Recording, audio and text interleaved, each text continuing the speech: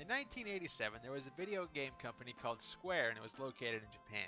They had made a string of games that were absolute commercial failures, so they were going to close their company, but they decided to put out one more game, which they called Final Fantasy because it was their last game.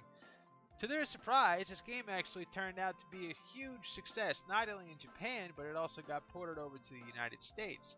And because this was such a huge success, they were able to keep the doors open and they went on to make a bunch of other games. But to their surprise, they actually created a new subgenre of games, which would go on to be called Japanese role-playing games, or JRPGs. So throughout like the 90s, there were hundreds of games that came out. There were and they all followed the same typical format. So in reality, if you played one, you would know how they would all pretty much turn out. They just had different ways of having gameplay, and they had slight tweaks to the story, but they all generally followed the same pattern. So after this, you'll be able to know what you could use for your story to create your own JRPG. So this is how it typically starts out.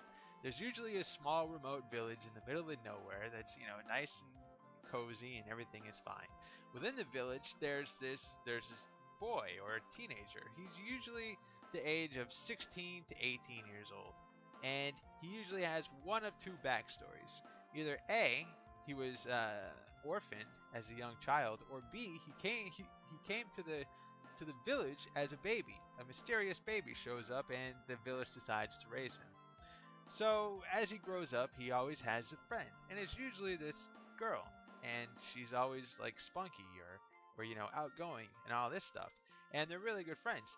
Now the weird thing is this boy always has this weird affliction, but they don't tell you about his affliction. You just kind of pick up on it, and the thing is that he doesn't know how to talk. All he can do is say dot dot dot, or he can shake his head yes and no to tell people what he wants or to respond to them. So anyways, once you get introduced to the characters, typically what happens is there's this huge celebration that's going on in the village, like it's some holiday or some kind of big thing going on. And it's all going good and everyone's having a good time. And then all of a sudden, there's usually this demon that shows up. And the demon comes to the village and it lays total waste to it and destroys the entire village. Now, you would think that the mayor would be like, we should like send a squad out to investigate or see where this guy came from. But no, instead they just kind of ignore it. So what usually happens is you have the girl say to the guy or to the boy, she's like, hey, we should go investigate. And the boy just kind of looks at her and nods his head and they decide to go. So there's usually this weapon shop within the town, which is weird because it's a nice and cozy town where it's super peaceful. But they go there and they buy a knife for the boy and like a stick for the girl. So they decide to go on to the next town to investigate what's going on. And a weird thing is going on within the world around there because the animals are like super aggressive and they always try to kill the heroes. And so essentially, because they have to defend themselves, they murder thousands upon thousands of animals like bears and wolves and spiders and rodents and stuff. So anyways, you get to the town and the mayor will say something like, somebody in our town got kidnapped. We don't want to send anyone out, but you guys are new, so we'll ask you to do it. Will you help us?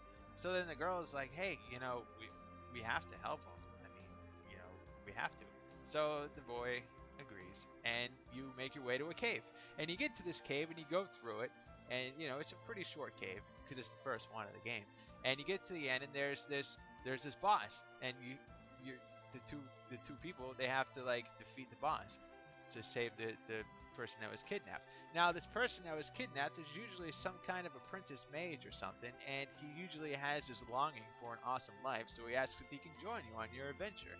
And of course, there's a little conversation between them, and she's like, let's do it. And the main character is like, okay, nods his head. So then this is what happens. He continues on for a few villages and towns, and there's usually one main problem within the town.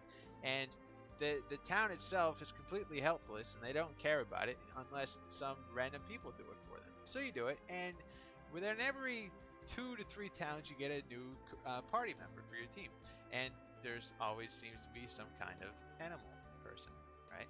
So, anyways, you have your team. It's usually around 5 people, and you end up meeting some kind of sage. And the sage is like, "Oh, guess what? There are these 4 crystals of power, one for each element: fire, water, wind, and earth. If you collect them all, then you can save the world from any calamity." So, once again, hey, let's go get them. And okay, why not? So these crystals are usually located in like some kind of volcano for fire, or forest for earth, and water for the water one. And this is, you usually get a raft or a boat or something at this point, which you use only one time just to go to the water temple. And when you go to these places, you go all the way to the end, and there's always some kind of guardian related to that element. So like there will be like a lava guy for the fire, or a tornado guy for the air guy. And yeah, they actually, for the water one, it's usually like a female, like mermaid thing, or something that has to do with mermaids. But anyways, once you get the final crystal, the same thing always happens. The demon guy shows up once again. But now he just comes up and he steals all the crystals, and 4 people in the team are like, no. But then the main character just doesn't say anything. So at this point, you have to chase him down, and you end up getting some kind of flight. Like it could be a dragon or an airship or something, right? So you get your mode of transportation, you fly to the castle, and you go through the castle, and you reach the boss, and then you defeat him. Or at least you think. Because when you kill him, he says, "Ha, no, I have another form." So you have to fight him again. And now he's in some weird form, and you beat him again.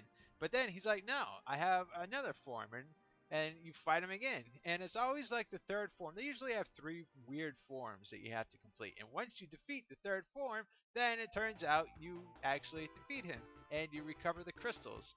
And everyone rejoices, and the main character just, dot, dot, dot, and nods his head. And at this point, the game is over. And it's like, okay, well, the world is saved, and everyone goes off on their own. And they never speak again. They just like have this one great adventure, and then they forget about each other. It's kind of sad, actually. But anyways, this is what makes up a Japanese role-playing game, and this is what makes up the subgenre called the JRPG. So now that you know how they are, now you can actually write your own JRPG.